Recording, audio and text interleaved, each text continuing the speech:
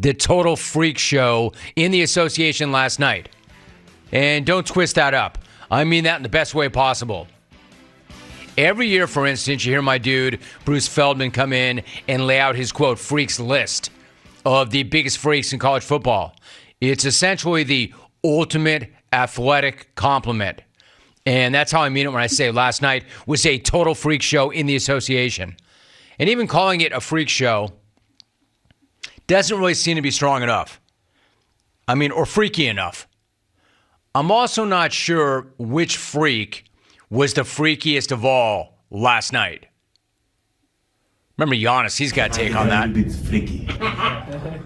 It might get a little bit freaky. Remember when Giannis famously said that? Yeah, well, he must have been talking about last night. My man must be able to see the future. I think he's freaky clairvoyant.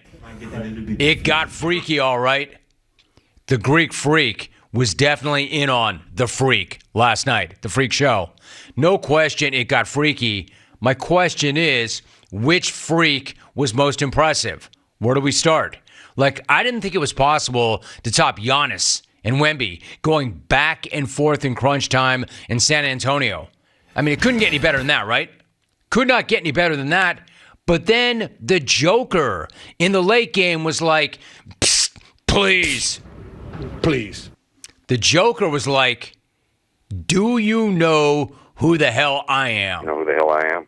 I'm the guy who just knocked in a 40-foot, miraculous, buzzer-beating bank shot to finish off an 18-point comeback against the Dubs in their house. That's who the hell I am. You know who the hell I am? Exactly. A 7-footer off the dribble from 40 feet out. Off the glass. No, Joker is not kidding you. Are you kidding me? Nor playing around. He's just reminding us that he's still the best player in the world. And that his Nuggets are still the team that everybody is chasing. In fact, even the Nuggets are chasing the Nuggets. Just ask the Joker. You know I'm all about that. If you listen to me carefully or you listen to the Reinvention Project, you know I'm all about that. It's always you v you. It's always you v the best version of you. He gets it. Big man is not just freakish, he's philosophical as well. And what that was from Golden State's standpoint, just another Draymond-sized kick in the stick for the Dubs. And it hurt at least that much. They led by 18 with 7.5 minutes left. And yet somehow, some way, wound up getting their souls snatched anyway. If you haven't noticed, the three-pointer is no longer the dominant force in the association anymore. Unless it's the 7-footer shooting the three-pointer. Ball movement, however, perimeter shooting aren't what's in. I'll tell you what's in. Big men. That's what's in. That's what's in. 7 feet is the new 6 feet. Essentially, a new golden age of the big man is happening right now in the association. You've got... That's what's lame. You've got Joker. You've got the reigning MVP, Joel. You somehow, some way have a dominant street close. You've got Giannis. You have Wemby. And holy crap, did Giannis and Wemby put on a show for the ages last night. Let's not let the fact that Joker somehow topped them with that buzzer beater take anything away from that unreal show that the Greek Freak and the French Freak put on last night.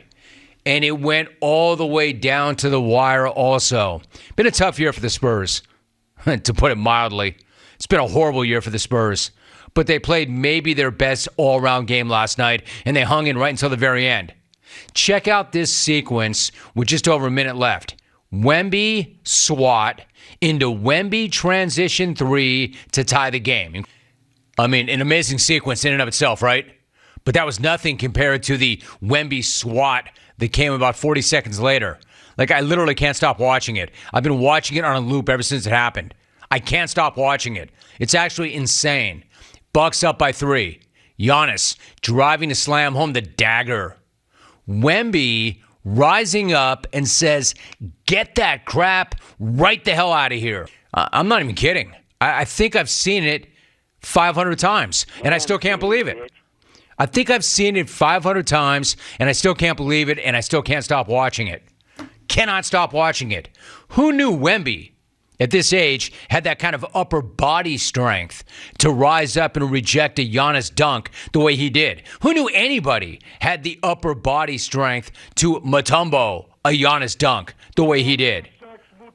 I don't know that I've ever seen anybody block a Giannis dunk, period, let alone in the manner that he just did. Then again, I don't know that we've ever seen anything quite like Wemby. And that's not just me. That's not just everybody. That includes Giannis himself. You're a felon if you think he's 7'3". You're a liar, and you're a felon if you think he's 7'3". So come on over, please. We got nothing to hide. Get the tape measure out. Giannis is something else. I mean, you talk about praise.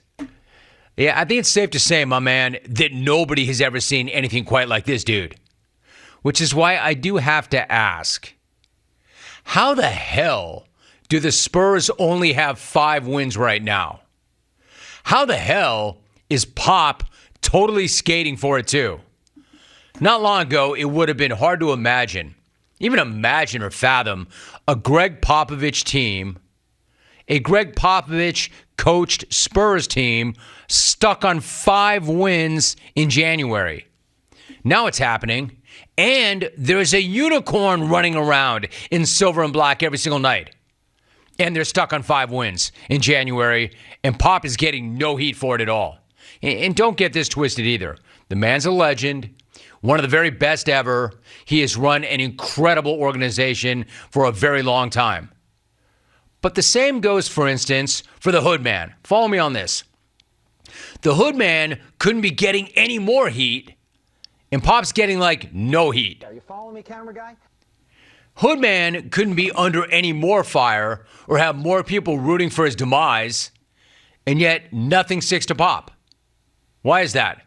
It's almost like Pop figured out how to start charming everybody, and the mumbler just stayed the mumbler. Because let's not forget, Pop used to be like Hood. He did. He used to be like Hood. He used to be pretty cantankerous. And then he started to kind of weave in a few jokes. He'd crack a few jokes. He'd host some famous wine dinners. He became a coach's coach and a dude that Hall of Fame players all actually appreciated, connected with. In other words, he became all the things that the Hood Man could be, but can't be. Because he simply can't pull it off, or he doesn't give a crap. Thank you so much for watching. Please like, comment, and subscribe, and hit the bell to be the first to know when we do upload a new video.